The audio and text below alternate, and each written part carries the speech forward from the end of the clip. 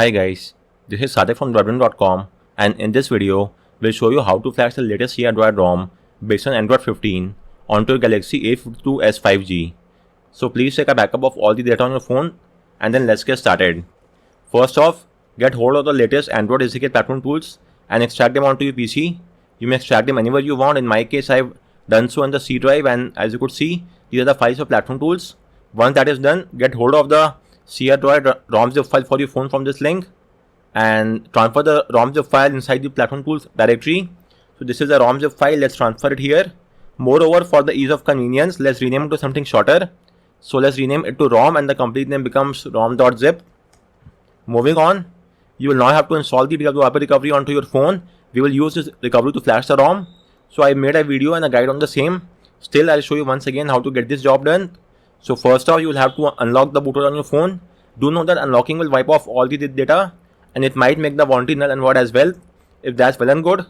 Okay, apart from that, it will also trip the Knox, and then there is no going back. Even if you relock the bootloader, Knox will remain tripped and you will not be able to use any Samsung features such as the Samsung Pay or the Samsung Secure folder. So if that's all well and good, then let's get started. You could either refer to my video or again I'll show you how to get this job done. So you have to enable USB debugging and OEM unlocking. After that, boot your phone to the download mode and then long press the volume up key to enter the device unlock mode. After that, once again press the volume up key, and with that the bootloader will be unlocked and you will be taken to the OS. Once that happens, you will have to go online and make sure to verify that the OEM unlocking is enabled and grey out. So let me show you what I mean. Currently I have unlocked the bootloader, but in my case, let me show you here. As you could see, if I go to about phone software information build number 7 times, go back, go to developer options, the OEM unlocking is not shown here. So I have to make it visible. For that, you just have to connect your phone to the Wi-Fi. So let's get that job done, and once you do so, the OEM unlocking toggle should be enabled and grey out as well, and that is extremely important. So we have now made a connection to the internet, and once that is done, you will have to close the developer options from here and now reopen it from this page, the settings menu, and go to developer options, and now you could see that the OEM unlocking is enabled and grey out. So we have checkmarked the requirement. So let's move ahead with the next step. Now you have to enable USB debugging on your phone. So let's do so from here. Tap on OK in the prompt that appears. You might get one more prompt, so in that prompt tap on allow. And with this, the debugging is now enabled. Let's verify the same. So go to the address bar of platform tools, type in CMD and hit enter. Or you may also simply copy the path of platform tools from here. Open start menu, type in CMD, hit enter. Type in CD space, paste the path of platform tools. And now type in ADB devices and verify that you are getting an ID. If you're not getting any ID, then unplug and replug your phone from the PC. Disable and re-enable USB debugging. Tap on revoke USB debugging. Use the official USB cable that came with your phone and use the USB 2.0 port on your PC. So carry out these USB fixes and verify that you're getting an ID. Once you're getting this ID, you will now have to type in the command ADB, reboot, download, and your phone should now reboot into the download mode. This should take just a few seconds. Apart from the ADB command, you would also use the hardware key combination. In our case, it involves powering off the phone and then press and hold the volume up and volume down keys. While holding both the key, connect your phone to the PC via USB cable and your phone will then boot to the download mode. But for now, I'm using the ADB command because it's quite easy to get the job done. Once we are inside that, let's move ahead with the next step. Now you have to get hold of the recovery file and the VBMeta patch file. Make sure to download the tar file and not the IMG file for both of these.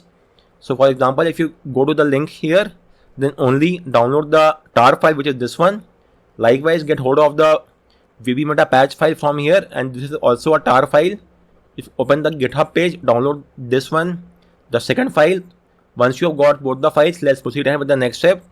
Let me just verify once whether I have the files or not.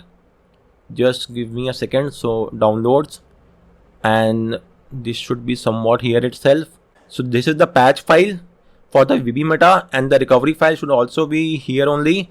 And this is the recovery tar file. So we have both the files at our disposal and we are now good to go ahead. So now you have to download the Odin tool from here and extract them onto your PC. Upon extraction, you will get the 4 files. Let me show you that as well. This is Odin and these are the files that you will get. Moving on, you will now have to flash the recovery file onto your phone. So for that, first off, launch the Odin tool via the exe file, then click on OK, and make sure that your phone is being shown here in a COM port, and in the log as well it should show as added. So first off, go to the option tab and uncheck auto reboot, then click on AP and load the TWRP tar file, which should be somewhat here. This is the recovery tar file, and in the user data slot you have to load the VB meta patch file, which is this one. So we are done with this, the recovery in the AP and the VB meta patch in the data slot. Once that is done, and once you have unchecked auto reboot, click on start, and the recovery will now be flashed onto your phone in a few seconds. As you could see, the flashing is complete. Now you have to press and hold the power and the volume down keys for around 7 seconds, and as soon as the phone is about to undergo a restart, press and hold the power and the volume up keys. So let me show you what I mean.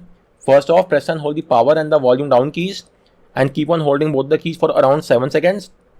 And as soon as your phone is about to power off, now press and hold the power and the volume up keys and keep on holding both the keys for around 6 to 7 seconds until the phone boots up. So let's wait for a few more seconds, and then I will let go of the keys, and you may now release the key. And if you have pressed the keys at the right time, your phone should now reboot to the TWRP recovery, or else it will boot to the OS or the stock recovery, in which case you will have to flash the recovery once again. So let's verify whether we could flash the recovery or not. It could take a few more seconds and then the verification will be complete. So the recovery should boot up now if flashed successfully, and as you could see, we have now got the recovery file onto our phone. Now your first course of action is to do a format data.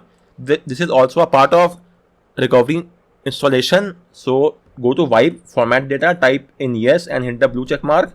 The formatting is now complete, and after that you have to do a reboot to the recovery. Select reboot recovery and your phone will now reboot to the TWRP recovery, and with this we have removed the encryption from our phone and we could now access the storage file. So the flashing of the recovery is now complete and we could now flash the ROM file. So first off, you have to flash the recovery, which we have done, and now we have to do a format data as well, which we have also done, and now we have to transfer the ROM zip file onto our phone and flash it. So give it a few more seconds and your phone should now be visible on your PC. It's visible here, but as of now I cannot access the storage. Well, that's not a major issue. We could also use the adb push command to get this job done. Just type in adb push file name, which is rom.zip in our case, / space SD card, hit enter, and the file is now being transferred. Apart from SD card, you may also use the data or the temp directory, but it's recommended to go with the SD card only. Moreover, you could also use the USB OTG if you have, but please do not use the adb sideload method. The sideloading should only be used with an AOSP recovery like Lineage OS or CR Droid, but TWRP, Orange Fox and Pitch Black, you should never use the adb sideload method. Always use the USB mount or the OTG only. So with that said, the file is about to be transferred and it will take just a few more seconds. The file transfer speed is near about similar for both the adb push and the USB mount method. Just keep in mind that in case of adb push, the file should be inside the platform tools directory only. As you could see, the ROM file is there inside the platform tools folder. So with that said, the file should now be transferred and it's now done. So now you have to go to the install section, choose the ROM zip and strive to flash. The flashing will now start and take up to around 4 to 5 minutes. So let's just wait for that to complete. So guys, the flashing is now complete and surprisingly it only took around a minute at the very max. So now if you want to flash any other zip files such as Magisk or anything of your choice, then first do a reboot to recovery and only then flash the file of your choice. After that, you will have to once again do a format data, which will wipe off all the data from your phone. So go to wipe format data, type in yes and hit the orange check mark. The formatting is now done, and your last course of action is to go to advanced wipe and check mark the Dalvik art cache and the metadata partition and strive to wipe those partitions. Once that is done, you may now tap on the reboot system and your phone will now reboot to the newly flashed OS. Do keep in mind that the first boot up will take up some time. That is completely normal and nothing to worry about.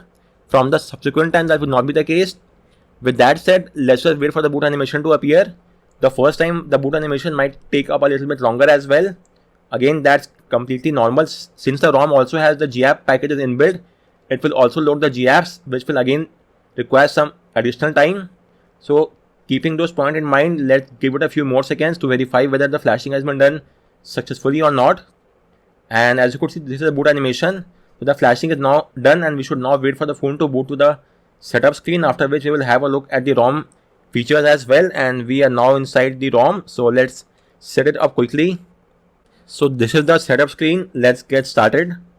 As of now, I'm skipping the initial setup process. If you want, you may connect your phone to the Wi-Fi and link your Google account and restore all the data. But for now, I'm skipping all that, and I will quickly take you to the OS. So with this, we are now done and dusted and inside the OS. So this is the latest build of C Android based on Android 15, and it does not have any pre-installed apps as such, pre-installed third-party apps, apart from the audio effects, which I guess is an audio enhancement tool. Then next up, let's have a look at the Android 15 features. Regarding this, you have the power menu in the QS tiles, then the option to take a screen recording in just one app of your choice. Then if you tap on next and choose the app, the recording will only happen inside that app. If you move or switch to any other app, the recording will pause and only resume once you are back inside that app.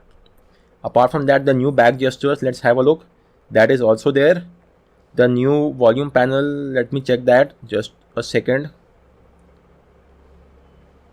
Well, the new volume panel is okay. You have to long press on the arrow, and then this will bring up the new volume panel. You could also add a new device from here or access the audio settings from this page. Choose a ringtone, phone vibration pattern, alarm sound, notification sound. You could change all of them from here.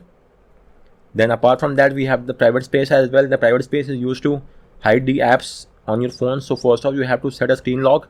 For the ease of convenience, I'm using a 3x3 pattern, but it's recommended to use a stronger one. And after that, let's now check out the private space. So you may choose the same lock that you have for the screen lock, or choose a new lock. It's recommended that you choose a new lock pattern, but as of now, I'm using the same screen lock to fasten up the process. With that said, the private space should now be set up, and tap on done, and you could now access it from here. And you could add the required apps in the private space, and once you are done, you may even hide the private space from the app drawer as well using this section. And once you tap on the lock, it's now hidden. To reopen it, you may either use the search apps or the settings menu page. So with that in mind, these were some of the Android 15 features. Let's now have a look at the C Android settings, which offers quite a lot of customization tweaks, as you could see across numerous sections. So let's get started. First off, we have the status bar icons. You may show or hide the icons of your choice from here. Change the clock positioning, the clock date and time. You may show or hide the seconds, add a background chip to it as well, show the AM PM, and even show the day as well. Then next up, we have the network traffic monitor, 4G icon, Wi-Fi icon, location privacy, media privacy. These are important. These are the icons which are shown at the top right when you access the camera or GPS. Then you also enable the colored icons, which will show in the status bar, and notification count will show all the pending notification on top of the app icons. Likewise, you may also add a logo to the left or right of the status bar. These are the various logos. Let's say Apple, and as you could see, it's now added. Then you may change the battery style. Let's say dotted circle, it's now changed. You may show or hide the battery percentage as well, and show a battery bar at the top right. Currently my phone is being charged, so it's yellow in color. For example, let's set it to green, and you will see the color has been changed. So for now, I will keep this feature turned off because I don't like the UI and UX of this. Double tap on the bar to put to sleep. So double tap to sleep is working. Double tap to wake is also working well and good. Quick pull down, let's say from the right hand side, it's working well and good. Brightness control from the status bar, this is also working along the expected line, as you could see now. Then we have the QS tweaks. You may add a header image in the QS tiles section, let's say X-Men, and you may choose from any one of these options that you have. Let's say X-Men's and option Captain America, and as you could see, it's now added at the top. You may also add any other image of your choice. The battery style, let's go with the landscape icon right, and the changes, as you could see over here, it's now changed. Show or hide the battery percentage. Transparency effect in the QS tiles, let's change it to 50%. And let me now show you. As you could see, it's now it's completely transparent. I guess it's a UI bug, so it either works at 100% or at 0%. I guess we cannot choose a value in between. Yes, that is the case. It's just a UI bug which might be fixed in the next build. So for now, let's keep it at 100% only.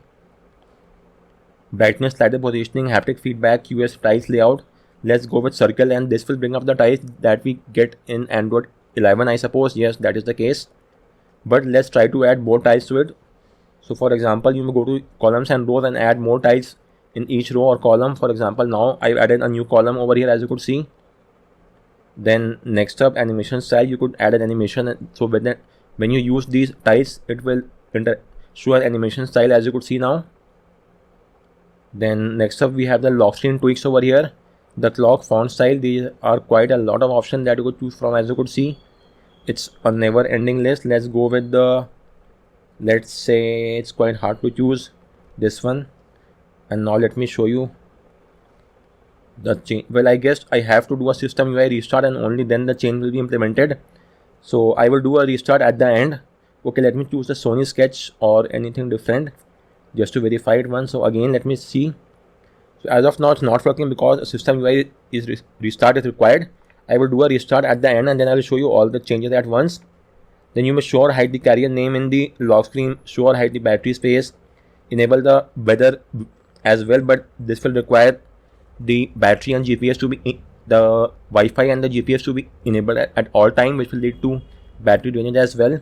You may also change the fingerprint icons of this ROM. There are quite a lot of options that you could choose from. I have made a shorts on this as well. You can have a look at that shorts. Then these are the various animation style that you could choose from. For the fingerprint, these are some of the icons. Then apart from that, you may enable the ripple effect when you interact with these fingerprint. In the navigation bar, you may change the layout of the 2 or 3 button navigation or assign these actions in the navigation, but these will come in handy if you are using 2 or 3 button navigation. In case of the navigation bar pill, these are quite hard to use. In case of button, you may enable the power menu. Advanced restart is there. Okay, so it's there and enabled by default. Let's have a look. Advanced restart, we have the reboot to the system, recovery, and the download, and these are the 3 which we require the most. So that's also well and good. Then the few UI tweaks are also there. AOD, let me enable AOD because I like to use it. Additional settings, so this is enabled as well, and it's now enabled. It's also showing us battery info at the bottom, as you could see over here. Then apart from that, you have the, okay, there is also edge lightning. So whenever you receive a notification, the edges of the phone will light up. You may also change the notification light from this section and choose the one of your choice, and it will be changed accordingly, as you could see over here. Then apart from that, you have the screen of animation. Let's go with CRT, and this will also come into play after a system UI restart. So both the clock face and the system UI restart and the animation of CRT will require a system UI restart. In the theming setting, you may choose any themes from here, the preset theme style, or also change the color of the wallpaper, and the theme will change accordingly. Then you have the font style. Whatever font you choose will be applied across the entire UI and UX of the OS. As you could see, these are the quite a lot of font that you could choose from. I have made the changes accordingly. This is the carrier data style that you could choose from. Then you have the Wi-Fi icon styles as well. In the icon shape, these are the ones that you see at the top of the status bar, the top right. Then the icon shapes in the status bar, in the apps drawer and the home screen, and as you could see, the changes are implemented right away. Apart from that, the few notification tweaks are also there. You may add a force stop button in the notification long press. Let me see. So currently I don't have notification as such, so I will not be able to show you, but it's there in the notification long press. Apart from that, the few sound tweaks. So if you want to enhance the volume panel or enable the vibration or change the location of the volume from to the left, and now it will be on the left and not on the right, as you could see over here. In the miscellaneous tweaks, you have the option to enable Play Integrity Spoof. So make sure you are online and then enable this toggle. It will download the latest Play Integrity Spoof, and then you will pass the Play Integrity test, but you will only pass the basic and the device test. You will not pass the strong test. If for some reason you want to pass the strong test as well, then you may refer to my guide, and then I've given the steps, and the more importantly, I've shared the Keybox XML file as well. Using the file, you could easily pass the strong test as well, and this is the video which I made. Moving on, you may also enable Google Photos Unlimited Storage from here. Spoof the Netflix to watch DRM content in side wide one L1 as well. Then you may enable the sidebar and enable the few apps onto it. Let me show you. So now swipe from here and you will get the sidebar. You may tap on this icon to open the entire app drawer. You may access the app from here as well. Pin the app drawer at the top right or maximize it or close it as well from here. Currently I would like to turn off the sidebar because it tends to conflict with the back gesture. 3-finger swipe, let's say take a screenshot, and it's working well and good. Then it's the about C Android section. Then apart from that, these are the same AOSP tweaks that you get across all the AOSP ROMs. So this is the clock style which I had chosen. Let me show you, and these are the ones that you get across all the ROMs, and this is the one which I had chosen. Then you may change the theming color from here as well, or go here and choose any other colors of your choice. From this tab you may choose even more colors as per the requirement. Then you may switch between the dark and light theme from here, and it will now be changed. As of now, let's stick with the default theme only. Then you could change the icons and font, which we have done already. In the home screen you could enable the theme icons and they are now enabled. Change the app grid size. The maximum is the 6x10, but 5x5 is the one that most of you will use, and the rest we have already had a look at. Apart from that, let's check out the home settings, whether they have something to offer or not. In the icons, if you are using a third-party icon pack, then you may choose it from here, and you may change the icon size and the font size of the icons from here.